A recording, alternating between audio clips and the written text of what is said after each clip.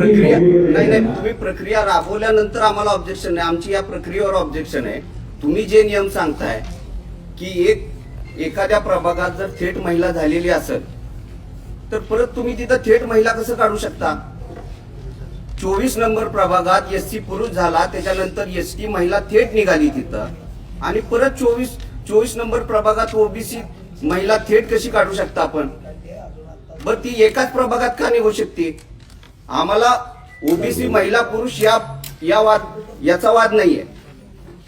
सगळ्या जसे चोरती चिठ्ठीत निघतात तशी 24 नंबर डायरेक्ट थेट का काढताय तुम्ही? ती पण चिठ्ठीत व्हायला पाहिजे. आणि तुम्ही नियम सांगताय की थेट जर निघाली असेल एकच थेट काढली पाहिजे ना. एका प्रभागात 2-2 थेट महिला कसा काढता तुम्ही? बरं, आम्हाला त्या ओबीसीच्या आरक्षणाबद्दल नाही, ते ओबीसीचं आरक्षण इथं महिला झाली तर कुठे तर पुरुष होईल त्याबद्दल नाही, ओपन व्हावा का हे नाही. आपली ही प्रक्रिया आपण जी राबवता ही चुकीची, ही आपल्या निदर्शनास आम्हाला आणून द्यायची की आपण ही प्रक्रिया चुकीची.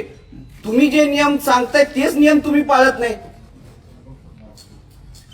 बरं, आता आम्ही हे जे बोलतोय हे राज्य सर नाही सर, वादविवाद नाही साहेब. आम्ही